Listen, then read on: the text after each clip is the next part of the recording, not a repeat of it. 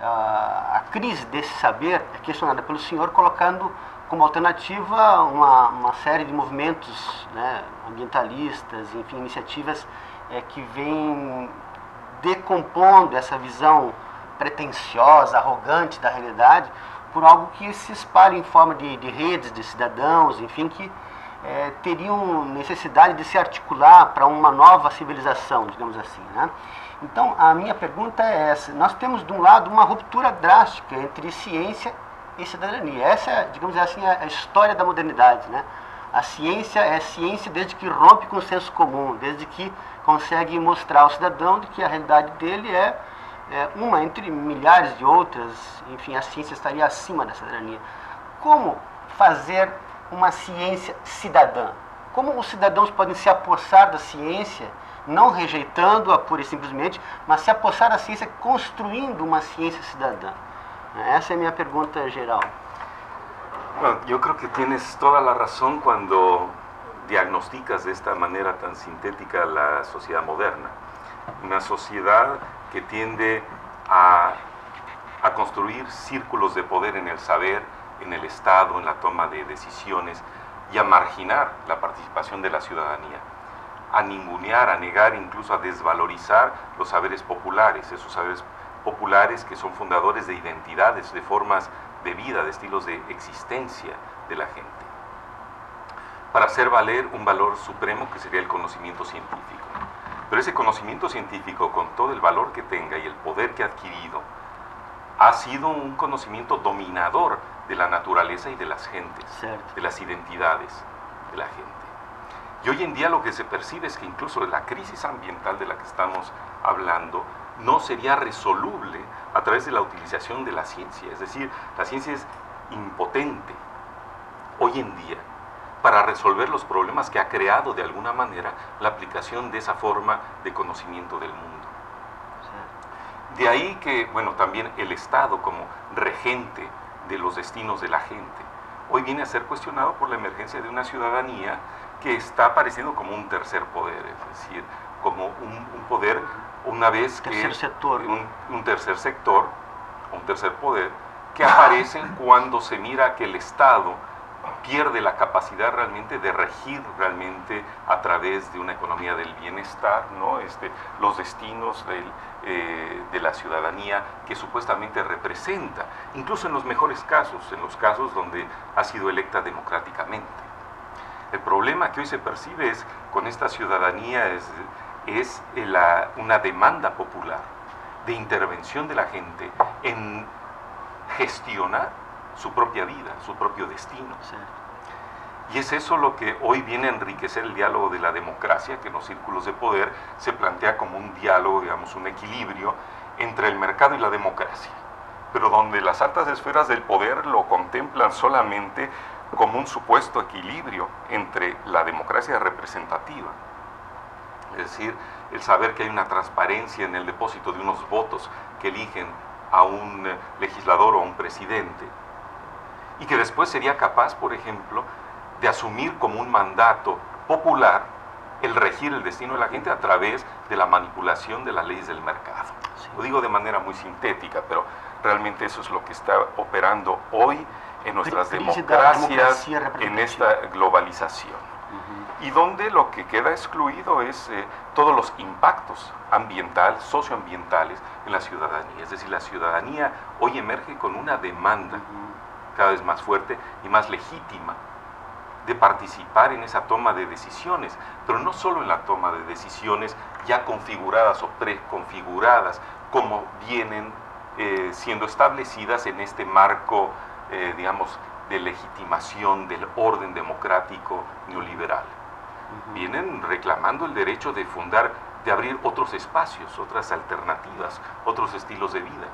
Y ahí entran a jugar otros saberes.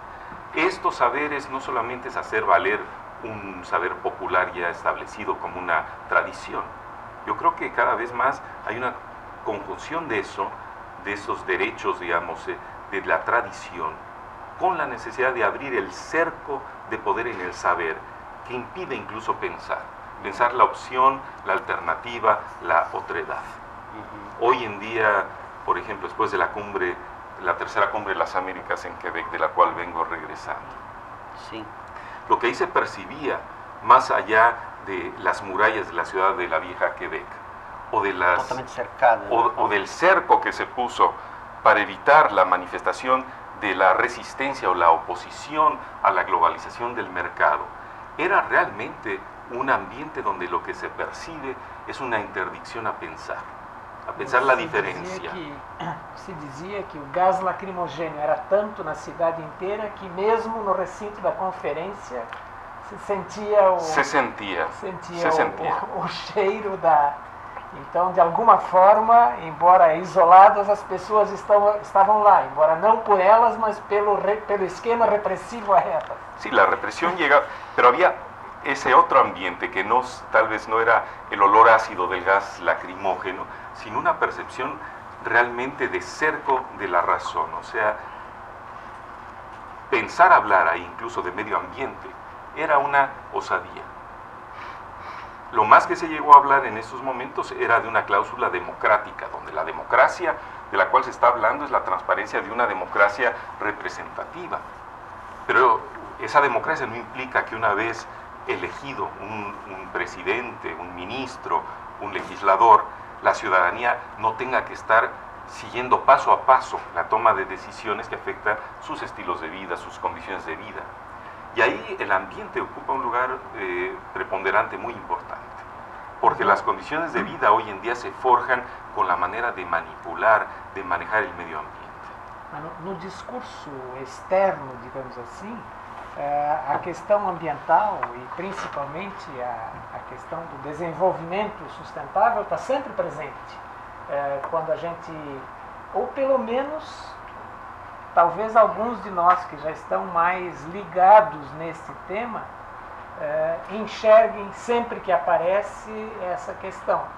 Mas até que ponto essa questão faria parte, você acaba de dizer que não, mas eu estou insistindo, até que ponto essa questão faria parte das preocupações gerais dos grandes dirigentes da América Latina, por exemplo, que estavam reunidos lá em Quebec?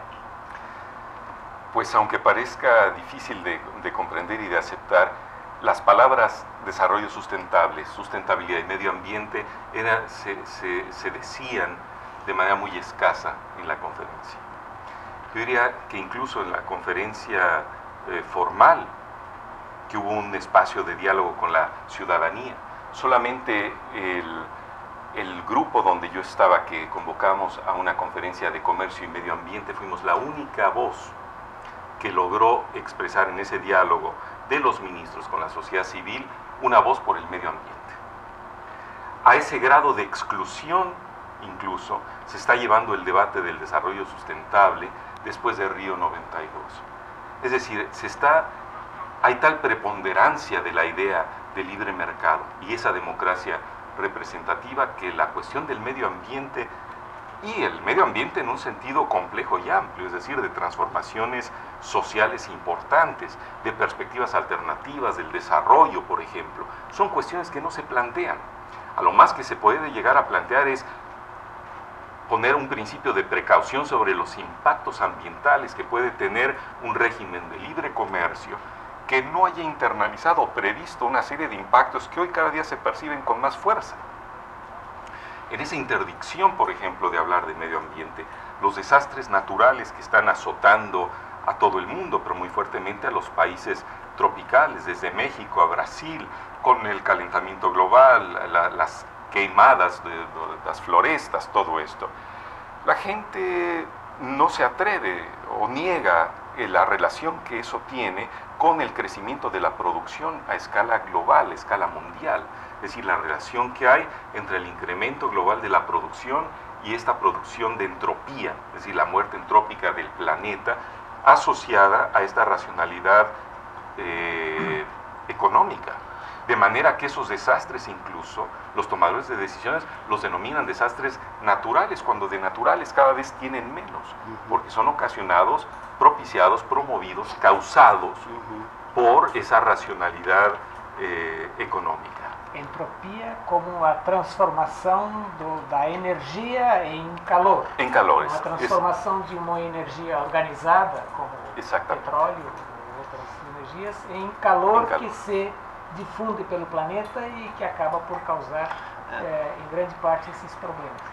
Seria isso também que possibilitaria, quer dizer, seria essa negação desses problemas que possibilitaria, por exemplo, ao presidente Bush de negar completamente o Acordo de Kyoto, algumas coisas desse tipo. Quer dizer, mesmo quando há entre as grandes nações alguns princípios que deveriam ser respeitados, de repente eles conseguem dizer que nem esses teriam que ser respeitados. Lo cual me vuelve a la pregunta, la preocupación de Sergio, ¿hasta dónde se puede hablar de una ciencia con la gente, un diálogo entre los saberes populares y la ciencia, cuando vemos que a los más altos niveles de decisión, por ejemplo, no basta un comité científico internacional sobre cambio climático global del más alto nivel, cuando vamos para llamar la atención y la preocupación del presidente de los Estados Unidos, y que pueda con esa facilidad y ligereza, por ejemplo, decir que no firmará, que no ratificará, no firmará el protocolo de Kioto. Es decir, uno puede comprender los grandes intereses económicos asociados a la continuación del proceso de producción, los intereses económicos transnacionales.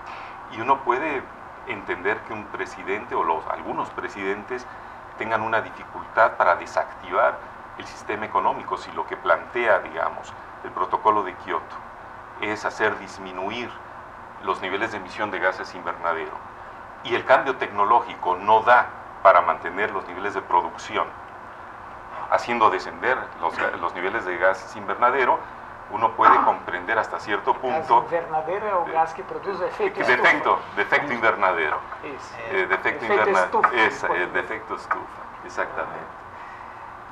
Pero lo que yo me temo es que más allá de esa sofisticación de estos problemas, hay en varios tomadores de decisiones del más alto nivel una ignorancia de este vínculo tan severo y del riesgo, la responsabilidad que tiene ante el riesgo ecológico del planeta, y que se están tomando decisiones guiados por un interés mucho más próximo, que es el interés económico, el interés político, y dejando al azar un poco todo ese riesgo ecológico que cada día se abate de una manera más fuerte sobre la ciudadanía.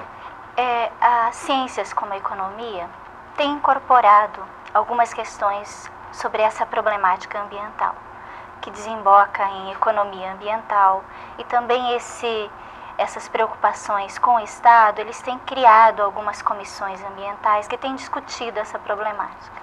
Isso não é o suficiente para dar conta dessa nova racionalidade, ou nessas atitudes, nessas tentativas de incorporar, não é o suficiente para criar essa nova racionalidade? Yo creo que no es suficiente, aunque efectivamente en los últimos tal vez 20 años se ha creado un campo de la economía ambiental, la economía neoclásica del medio ambiente, por ejemplo, la economía de los recursos naturales, o la economía ecológica, que es más sofisticada. Esto ha servido para generar nuevos instrumentos de evaluación de la sustentabilidad, por ejemplo. Pero en esos niveles de toma de decisiones, donde se toman las decisiones más fuertes, la existencia, como decía, del Comité Científico Internacional de Cambio Climático, por ejemplo, no entra en el nivel realmente del debate, en ese nivel. Y obviamente muy pocos de estos tomadores de decisiones han leído un libro de economía ecológica, o están abiertos a ese debate. Es más, lo que yo percibí ahí es que hay una cierta negativa, digamos, una cerrazón de la mente y de la capacidad de comprensión de lo que implicaba eso que de una manera muy ligera era reducido a la acción violenta del anarquismo mundial, ¿no?